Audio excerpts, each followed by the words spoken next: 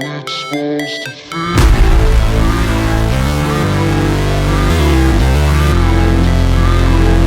How it's supposed to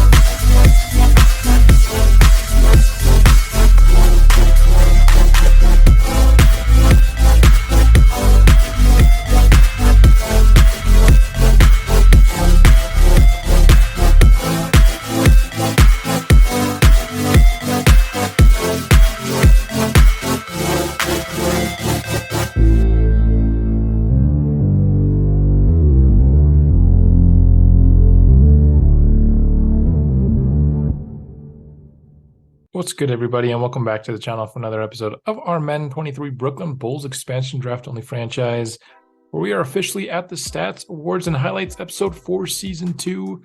Of course, I do not do a face cam for this episode, as it is largely just highlights, and the face cam just gets in the way. This episode takes a ton of time to do every year, so I would greatly appreciate it if you could drop a like on the video to just help make all the work that goes into this one worth it. Also comment maybe what positions you think we should prioritize in the draft after we kind of go over the state of the roster. Before we do that, just wanted to check in on Pro Bowlers. This year we ended up with 2, Deacon Burgess and Rakeem McKinney. But speaking of draft prospects, doing this video this year super altered my feelings going into the draft, so I'd be interested to see what you guys think. I've added prospects to the board and everything that I didn't have prior to doing this video. But let's hop into the stats and awards. Starting off with Eli Palmer here. Ends the year with 4,500 yards, 37 touchdowns, 30 interceptions. Ran the ball 48 times for 212 yards, 1 touchdown. Fumbled the ball 3 times. So he had more touchdowns this year, 12 more passing, 4 less rushing, so total of 8 more, but he also had 11 more turnovers. Did increase his yardage as well, though. Eli Palmer, I think, such a polarizing quarterback.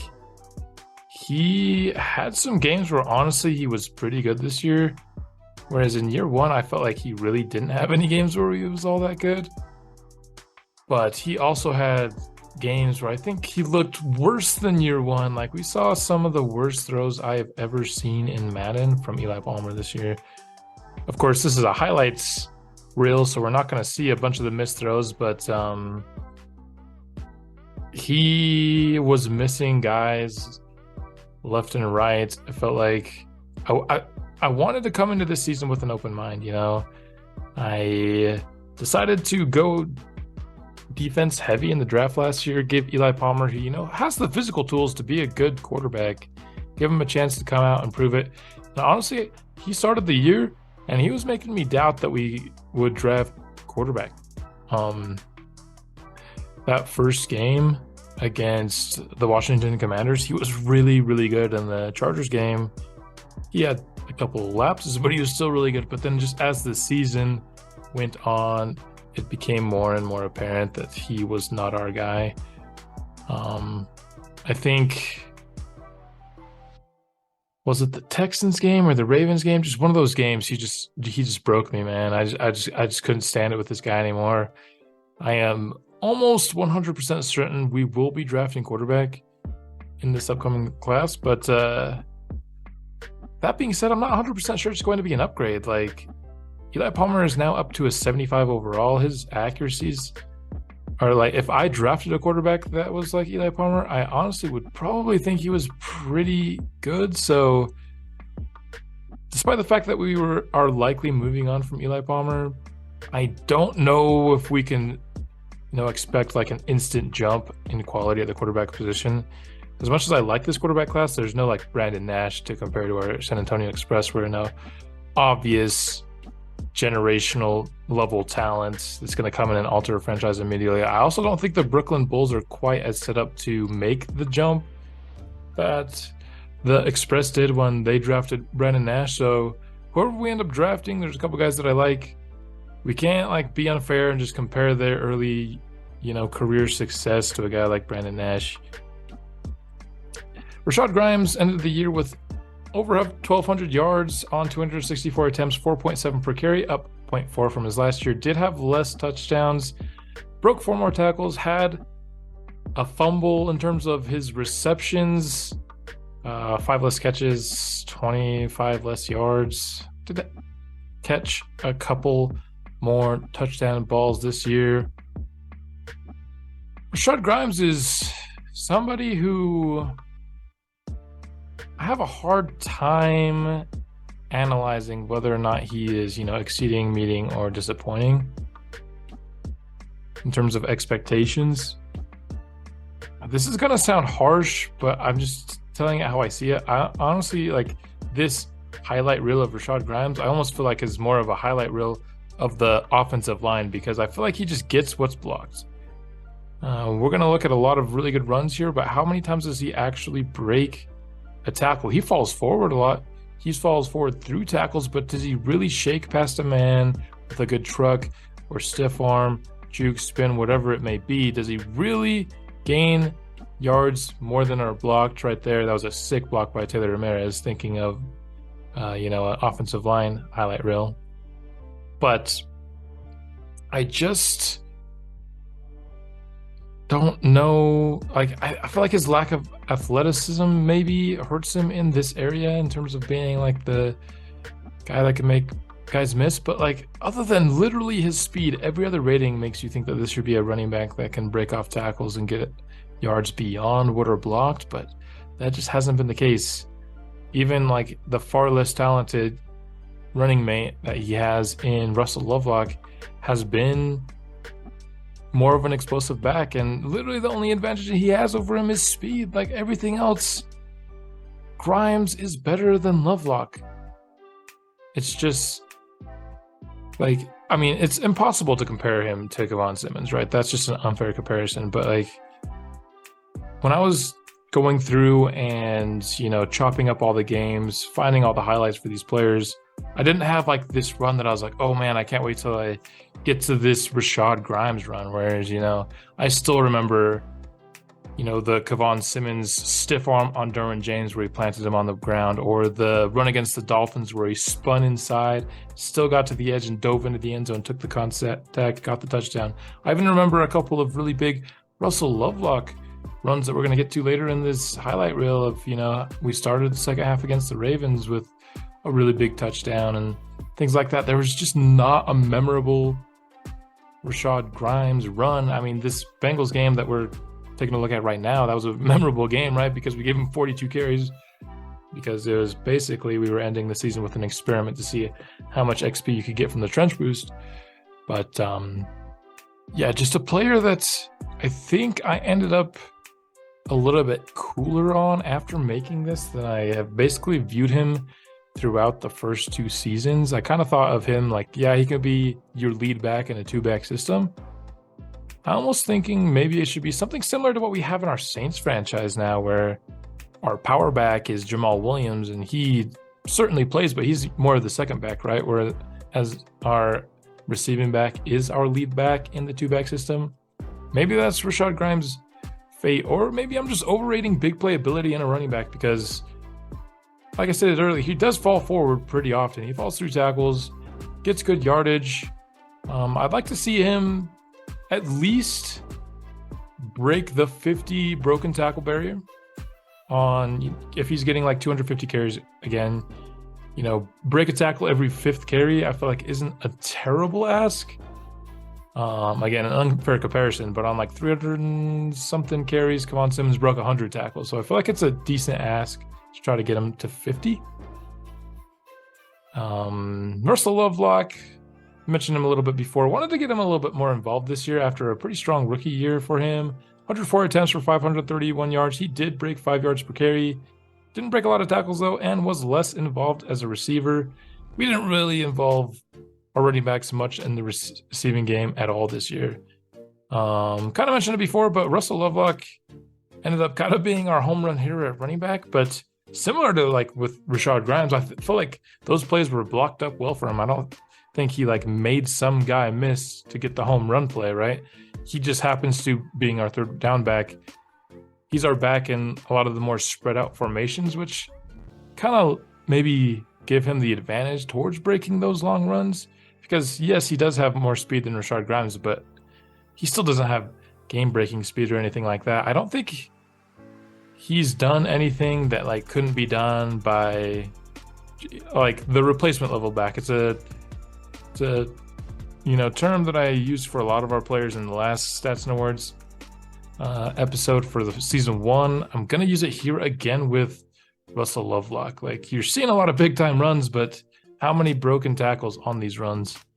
I think this just goes to show that our offensive line is actually really good at run blocking.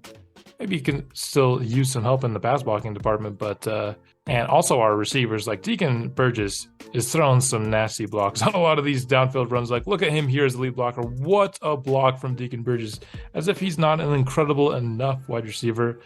He's out here springing our backs. But just in time, speaking of Deacon Burgess, 114 catches for 1,929 yards, 15 touchdowns. This guy was incredible this year. Easily, I mean, you saw he was wide receiver 1 in the Pro Bowl voting. I mean, should win wide receiver of the year with those numbers. He was incredible this second year. I think he did benefit from, like I said, Palmer did have some good games, something that I don't really think he had much of in the first season that we had. And so I think he benefited from that. In fact, I mean, we'll talk about later. He might have been really the only one. Like, it might have been Deacon Burgess getting better and Eli Palmer kind of making each other a little bit better. I think with Eli Palmer, it didn't result in his overall season getting better, those big games, but obviously with Deacon Burgess it did. And I think the biggest area of improvement I saw in his game, one of the complaints I had after season 1 was he just wasn't making as many plays in traffic that I thought he should have. This year, I have no complaints about that. He was making plenty of plays consistently in traffic.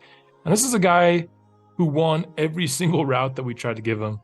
Corner routes that you see here, we've seen streaks, slants, drags, posts, screens, whatever it is, between the 20s, in the red zone, this guy does it all.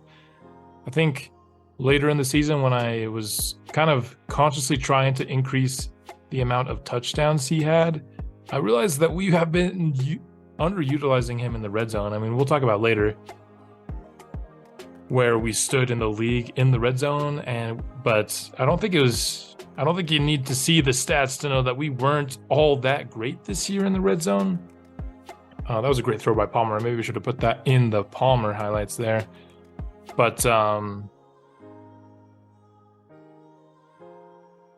I actually forgot what I was trying to say. Oh yeah, basically the meta that we should have been deploying in the red zone all year was just throw it to Burgess.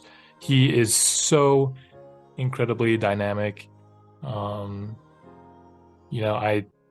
used that Bears franchise draft class specifically to be able to utilize him, and I have not been disappointed at all. Like I said, maybe a tiny bit in year 1, but honestly, he wasn't really set up in a situation to succeed in year 1. Here in year 2, I think he has a much higher. He just had more opportunities. Palmer was a little bit better. Like, I'd say Palmer was maybe inaccurate. Like, this is an exaggeration, but like 50% of his passes last year, were this year maybe only like 25, maybe 33, somewhere in that area. And that resulted in Deacon Burgess just getting more catchable balls, and he took advantage of every opportunity that we gave him. Is he already like capped out though? Or like, are we going to do better than 114 catches, 1,900 yards, and 15 touchdowns? I mean, it's hard to say that he has much growth. I mean, obviously, he still has the potential for 2,000 yards in a season. Maybe another season he goes for 20. So it's not like he can't have better individual seasons, but like, Does he have more room to grow? I don't think he does. I mean, he's already near that 99 overall marker, right? So in terms of rating wise, he doesn't have a lot of room for improvement either. But I don't think he really needs to. We drafted him. I imported that class with the intention of having somebody that can be kind of like this satellite level receiver where everything revolves around him. He is the sun, of the offense. And I looked his way early. I looked his way often. If it was 3rd and long, he was the guy. And that I would be trying to get the ball to. And he was just so consistent this year. Oh, man, I thought this was one. It was going to be a house call on this Washington play right here. But I think with better quarterback play, he could theoretically obviously play better. I almost feel like maybe other guys like Johnny Lovelock might benefit a little bit more though. Lovelock here, just over 1,000 yards, about 90 less than he had last year on 8 less catches, but he did catch 3 more touchdowns compared to the previous year. And his run after the catch also was a little bit worse. So, pretty comparable years between the two for Johnny Lovelock. I do like that he gets into the end zone more. I think that was just what do you call it? I can't think of what I'm trying to say here. A factor basically of Palmer throwing so many more touchdowns. Some of them are, going to go to him. So something this highlight reel is going to show, some short plays, obviously, because that's where he thrives, but a lot of plays downfield. Something that I've learned throughout this season, and especially when I made this episode, I talked about things that kind of changed my mind this episode. I viewed Johnny Lovelock as, this wide receiver 2 that goes into the slot when we have a third receiver onto the field. I honestly think Johnny Lovelock needs to be a slot only receiver. When I look at his skills, when I look at all the times, because, I'm making this highlight reel, but I'm also seeing the lowlights while I'm doing it. Every time we tried to push the ball downfield to Johnny Lovelock, not every time, as you see, sometimes it was successful, but oftentimes it was just so forced, and he didn't have the speed to separate.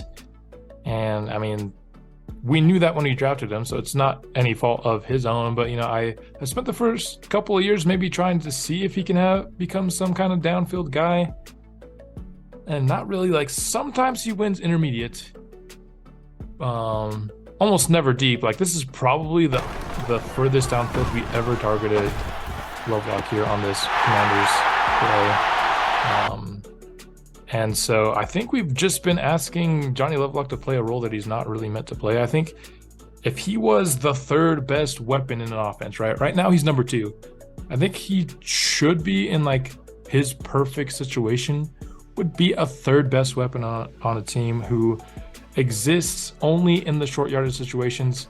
His ratings are so much better in the short range. We just have really no one other than Burgess that wins in the intermediate range, and so we tried to extend Johnny Lovelock's range, as basically trying to fill that void, and it didn't have the greatest success. This just last play against the Chargers was incredibly lucky that it worked. So he's someone else that I see differently after making this video. Nathan Holloman here, I don't really see differently. Last year I called him a replacement level player. I feel pretty much the same. I feel like I could have put any one of our receivers. I feel like I could have put John Howard out there, Quentin Snow out there, and they would have given me basically what Holloman gave me. I also feel like those other receivers wouldn't have done better, and that's why I didn't have Nathan Holloman lose his job from last year. But really, if you asked him to make plays in traffic, he really wasn't doing it. Once again, where do I see him long term? When this team is in its ideal form, I honestly see him backing. I don't see him getting play time. I think a good backup is where he should be. One of the players that I think maybe I've changed my mind the most on from when I drafted him to now is Justice Bowman. I had the disclaimer when we drafted him that he was no Lewis Smart, right? Like that has been obvious since day one. Justice Bowman is no Lewis Smart, but I always thought he was going to be a solid tight end, somebody that can be, maybe the third receiving option in your pass offense. But honestly, as I got to making this highlight video and just thinking about him in general, and when I'm going through the games, how I view him, like I am never looking to give Justice Bowman like, oh man, it's been a minute since I've given Justice Bowman a target. I should, target him. No, I was always looking for Deacon Burgess. If it had been a while for Johnny Lovelock, I'd try to get him a target. But Justice Bowman, it was like, if the play called for it, he got it. But I was never like, oh man, it's been too long since we've fed Justice Bowman the ball. And honestly, I think long-term wise, the lack of really any special receiving skills, if you don't have that at tight end, if you're not in any way, like not incredible hands, not the elite speed, anything, you need to be a good blocker. And Justice Bowman just really isn't. Like his 60 run block, I don't know how that compares to other tight ends, but it can't be above average. It's either average or below average. And so he is somebody that I think in an ideal offense is actually a tight end 2. Let's take a quick look at the offensive line. Of course, don't really have highlights for them. Like I said, maybe just look at the Rashad Grimes and Russell Lovelock highlights, because basically all those plays are being made by these guys. By far the biggest surprise along the offensive line is Taylor Ramirez allowing 10 sacks. That is the most for interior alignment and by far the most for centers. Like that shocked me. Equally shocking is Derek Bowen allowing 0 sacks. That is kind of nuts. I wonder if, there's a lot of sacks where Bowen and Ramirez are both kind of guarding the guy. They gave it to Ramirez when maybe some of those should have been to Bowen. I can see that being the case, but there's our offensive line. Kayvon Richardson on defense started his career with 13.5 sacks and 15 TFLs. Really solid start to his career. He is somebody that felt good to user. I felt like we won a decent bit when we usered with him. In terms of when we weren't usering, I felt like a lot of his production came on plays like we just saw there, where the quarterback either just kind of rolls right into him or it's a coverage sack. So I'd like to see him maybe win a little bit more dominantly when we are not using him. But like being a really good user that is productive in simulation, which he was this year. I think he took over a lot of Raheem McKinney's simulation production this year in terms of like sacks and TFLs on the edge. There's certainly worse things. I think he is the favorite to win Defensive Rookie of the Year, and I think he's deserving of it.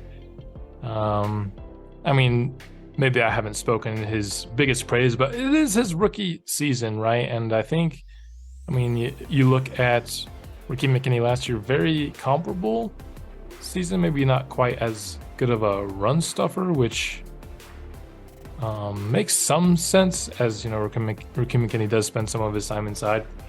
But very happy with Kayvon Richardson. If he does end up winning Defensive Rookie of the Year and gets up to Superstar Dev, obviously would be very stoked about that. He's somebody that I think could really benefit from having some superstar abilities. Not that anybody wouldn't, but I think he's a building block defensive player. His kind of edge counterpart that also plays a little bit on the interior, Raheem McKinney, ends up with 2 less TFLs than he had last year and 3.5 sacks.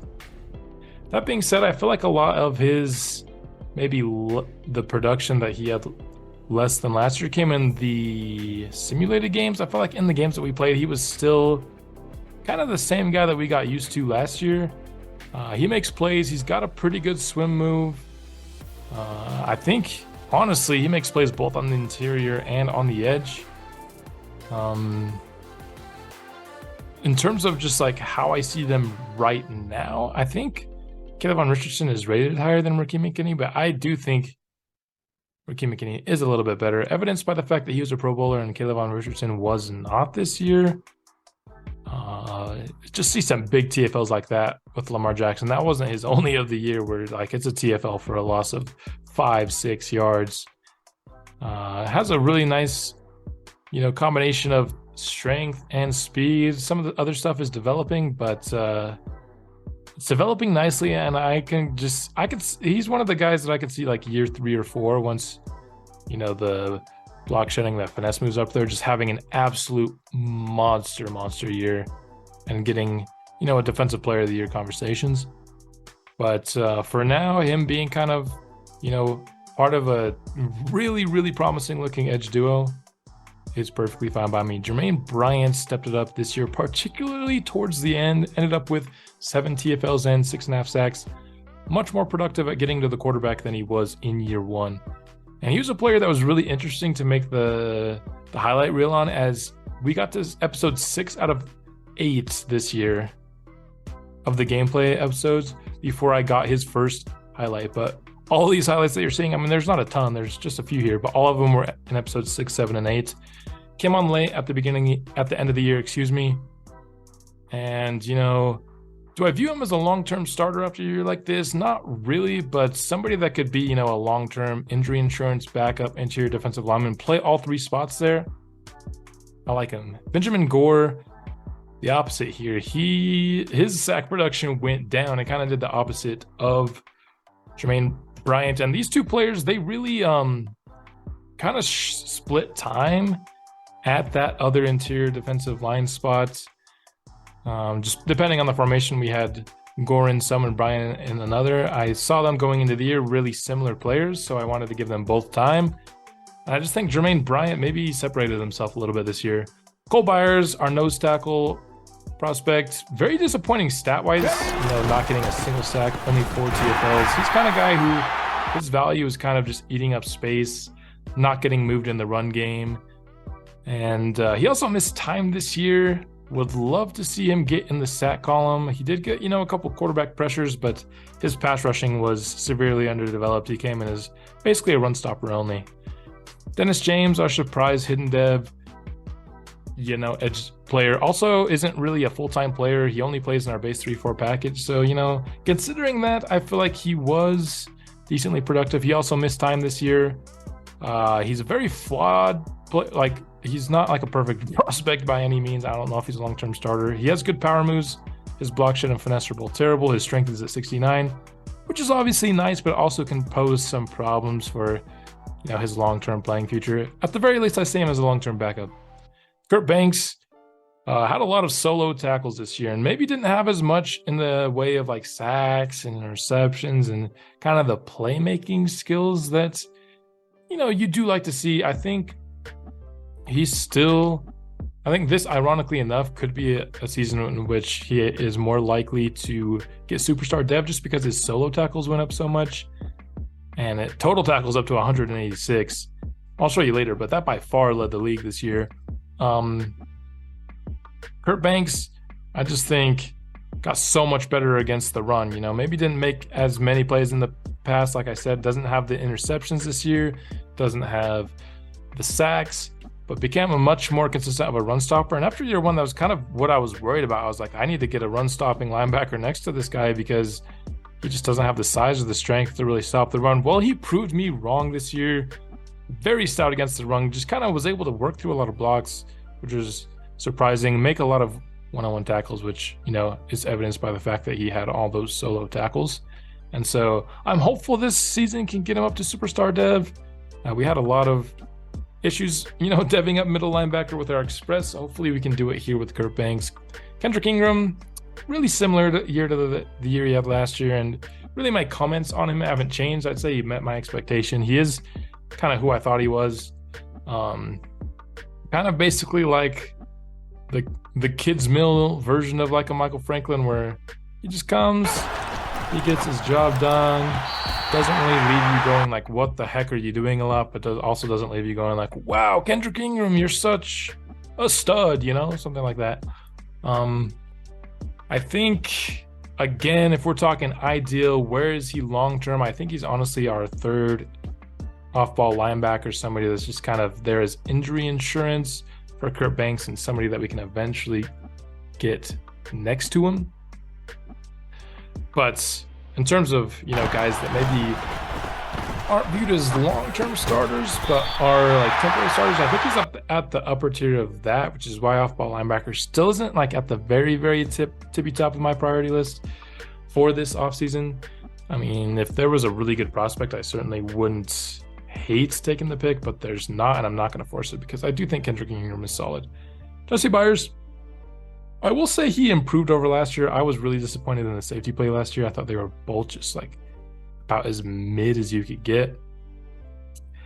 Byers, I think, was a better tackler this year and a better playmaker this year. I'm not going to say he go, to the lengths to say that he had a good season this year. I don't think he's a good safety yet. He is an improved one, and that's really all I wanted to see. I wanted him to give me a reason to think he could be a long-term starter, right? Because he was a 21-year-old rookie, was 22 this year, still only going to be 23 going into year 3. I mean, I don't know why I'm explaining age to you guys, but the point is he still has enough youth that he's maybe a breakout away from being a long-term player. So he kind of like Ingram is maybe on like the upper edge of guys that I'm not necessarily sold on our long-term starters, but I think can become one. Duron Foote, on the other hand, was a 23-year-old rookie, and he had basically, I think, the same year that he had last year, despite the fact that he had 2 interceptions and none last year.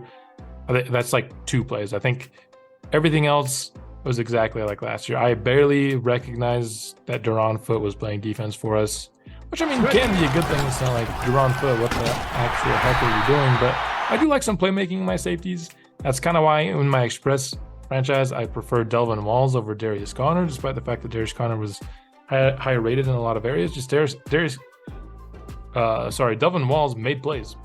And there you see him making a play, forcing a fumble there. It's just not something he did consistently. Now to the final position group here, we have cornerback Clayton Godfrey. Ended the year with 4 picks and 5 deflections. Actually increased his interceptions. Deflections stayed the same, so a guy that's doesn't make a ton of plays on the ball. He had like 9 total between picks and deflections all year, but and he also got burned. I would say I knew it was a risk, and the risk ended up coming true this year. He just doesn't have a ton of top end speed. Tried to mitigate it with the slot, still got burned a bit, but still makes plays, has superstar dev, so I'm not like writing him off as a long-term starter, but I'm just saying I'm not sold on it yet. I'm not sold that he can overcome his lack of speed to be our guy, when we're trying to compete for a Super Bowl. But he does have good size, and maybe if we can get him up to 85 overall, get that second superstar ability, he can get there. John Atkinson was our outside corner this year. 3 picks, 9 deflections, got 1 more in both deflections and interceptions than last year. So a little bit more ball production than a guy like Clayton Godfrey overall. I think John Atkinson is coming along. He is somebody that I'm confident can still be a long-term corner. Whether that ends up being our second corner or our third corner, I don't know. Some of that depends on kind of the drafts coming up. If there's a sick corner prospect, I can see John Atkinson becoming our slot, and then Clayton Godfrey being like a trade chip or something like that. I think he's solid. I think he's developing. He's not quite there yet. You see glimpses of his playmaking ability. I mean, you see them on the highlight reel right here. Still gets burned. But maybe this is a cornerback tree. Like, we could have the cornerback trio that we have for the rest of the franchise. I at least semi-believe in all these guys. John Atkinson, I have the second most belief in. So it would take, some pretty bad years plus like some pretty sick draft classes for me to move on from him. He's got speed. I think he even increased in speed this year, if I remember right. He's got size. I think he was a young guy coming out of the draft too, or maybe he was 22. Danny Goodrich here. He was our best defensive back this year. Comes with 85 tackles, 5 picks, and 17 deflections, more than our other 2 corners combined in deflections. Maybe more than our whole defensive backfield combined. I don't think so, but it's close. Danny Goodrich, 6'2" with a 97 speed. We saw the potential of what he's going to be just right away. I'd say particularly the back half of the season. It's kind of started there with that Saints game that we just saw. And afterwards, the dude is going to be a lockdown corner. And I think, unfortunately, because Kayvon Richardson had good production, he's not going to win Defensive Rookie of the Year and thus maybe not get a dev upgrade. Especially, like, how was he not a Pro Bowl corner? I thought for sure he might be able to get it just off stats, but him not being a Pro Bowler maybe puts that into question for me. Can't forget in, the stats, all the pick sixes that he had this year. So he, like, if he gets a jump on the ball, not even a guy like Lamar Jackson, like we're seeing here, is going to catch up to him. That size and speed combo is lethal. Of all the cornerbacks that we've drafted, and we've drafted a lot, and I'd even extend that to defensive backs, he had the best rookie year, I think. So very, very bright future. Hoping that, this ball production can get him up to superstar dev after the Super Bowl. I honestly think he deserves it. Maybe I would even say at least over the back half of the season was our best defensive player.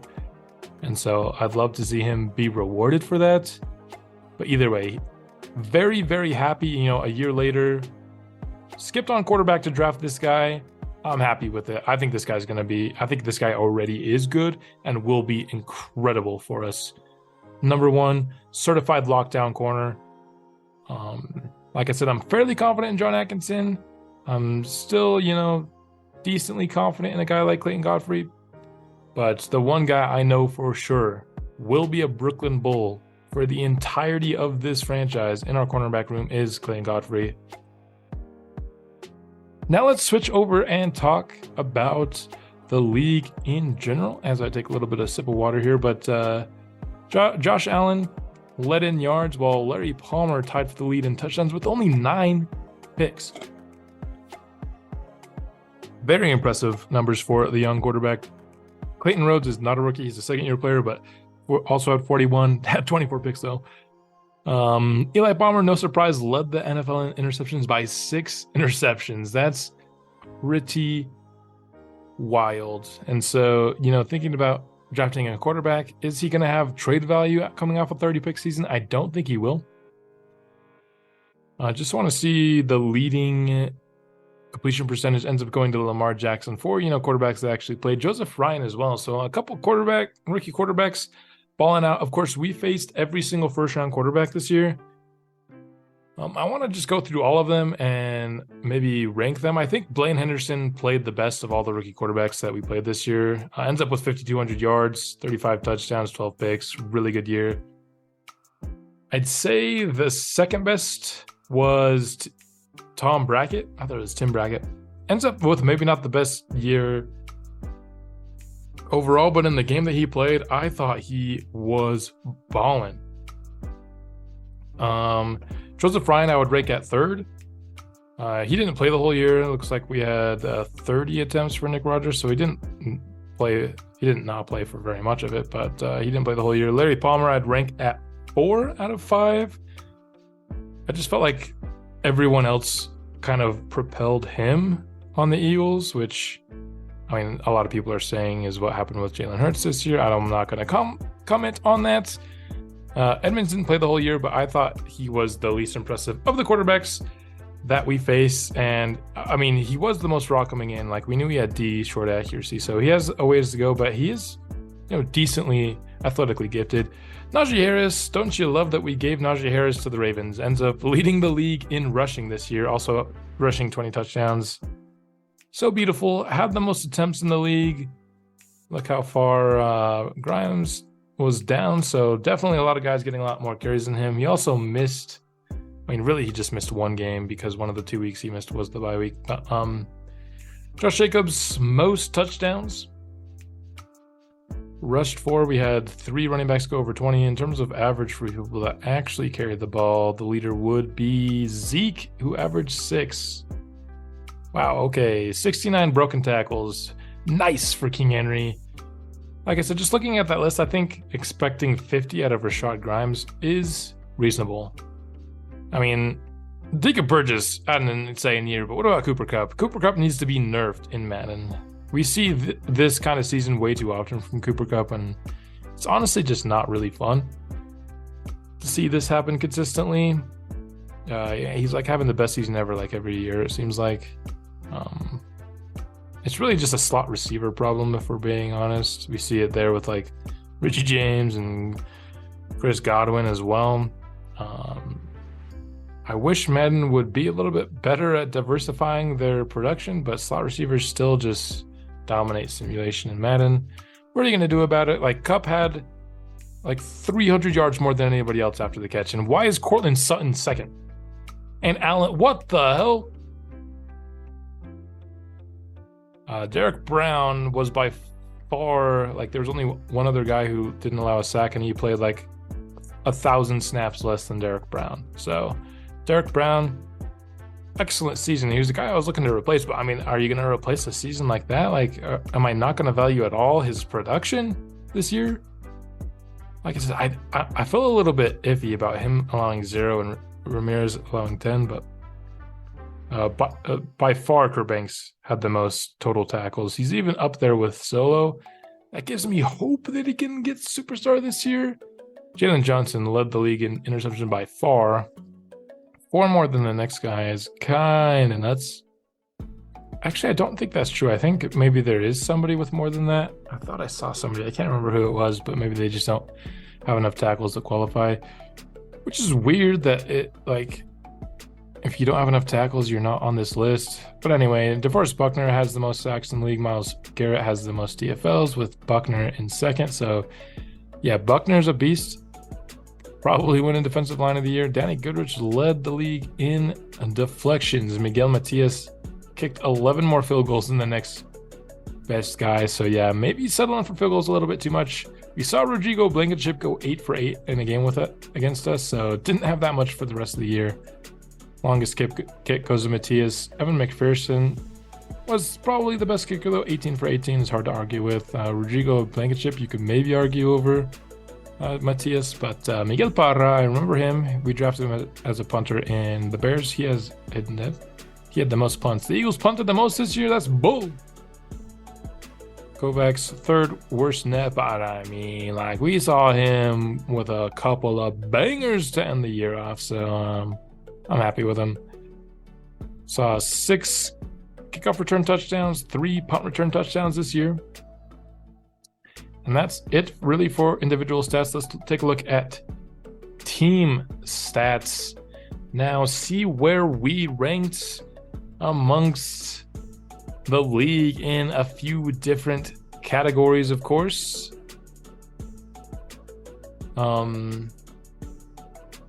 What's the difference between total and offense? Is this like including special teams or like return yardage? Why would you include that? I don't know. It looks like we're kind of middling here. I wish it had like the ranks. Like, why doesn't it tell you that like that spot is 12th? I don't know. What, you gonna make me manually count these things? You know what I mean? But passing yards, we were neither great nor terrible. Rushing yards, once again, find ourselves kind of in the middle of the pack here. Nothing great, nothing terrible. Points per game, 27.4. That's, I think, top half of the league about. Again, the fact that I have to guess all of these is kind of nuts. Rushing touchdowns, we were tied for dead last in the league, though. So that's something that we can work on. We were top 10 in the league in first downs, which is nice. Let's look at defense, where I think we're going to be much, much worse. 3rd worst total defense.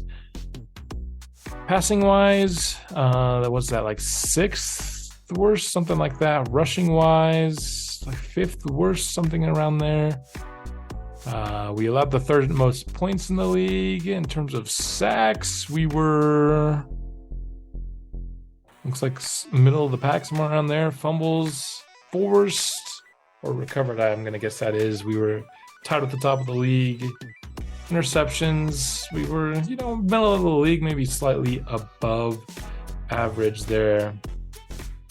When it comes to conversions, 3rd down conversions, looks like we were neither great nor terrible, maybe a little bit middling, slightly below average, that looks like to me. 4th down percentage, the Eagles killed it.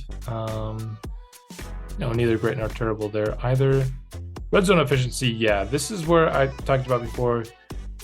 We should have just been throwing to Deacon Burgess all year, and we didn't, and we had the worst. We also allowed the lowest, I should say, touchdown percentage, but we had the most attempts. So ended up still giving away a decent amount of touchdowns, still like close to the bottom, but the second most field goals forced. And that's where our team stands. Where do you think we most need to improve, and what position should we target to improve them? I have an idea. I have my ideas, like I said, have changed from when I started this episode.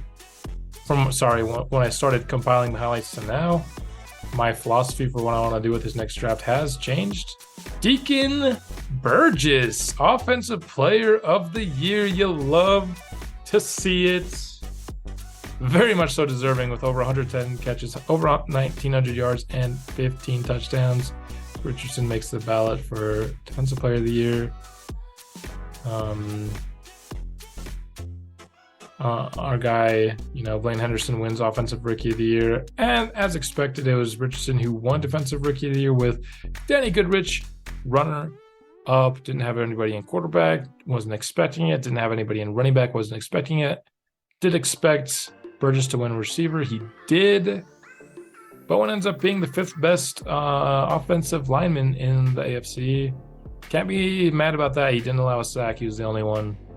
Honestly, he should be higher. Caleb Richardson wins best linebacker. That's fun. Honestly, a little bit unexpected. He had a really good year. I wouldn't say he had an incredible year. Just 5th place for Danny Goodrich. Miguel Matias. Obviously a little bit low for him too. 4th place. How the Titans guys ahead of him, I have no idea.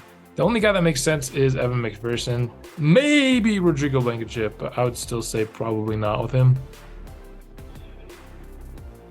Well, let's take a look at these upgrades, and it looks like we have an opportunity to get Deacon Burgess up to 99 overall after year 1. I forgot that we got him up to 99 speed. That's kind of nuts. Let's get some deep route there. Let's get some more deep route. 99 overall already for Deacon Burgess.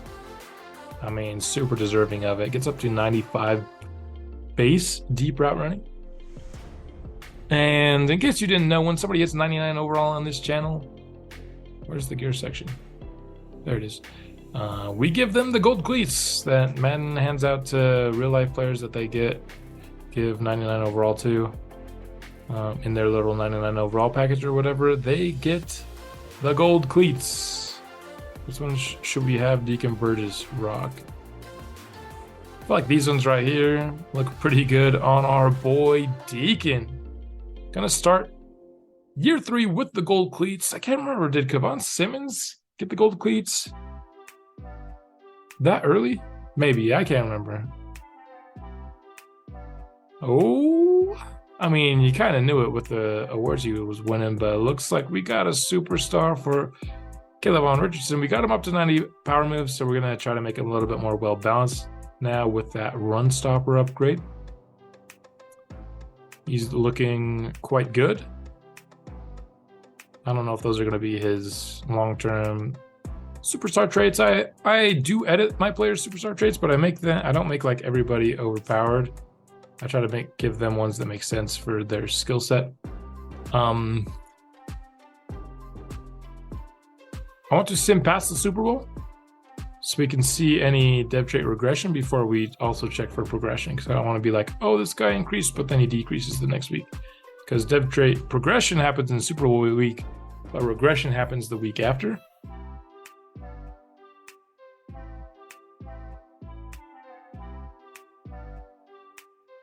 Let's take a look at dev trait changes offensively. There are none. I didn't think there would be. I thought maybe Love Lockdown to star, but I mean, he had 1,000 yards, 10 touchdowns, so I'm not surprised he kept it. Defensively, we do have upgrades. Danny Goodrich goes up to superstar. That is massive. Kurt Banks, equally massive, going up to superstar.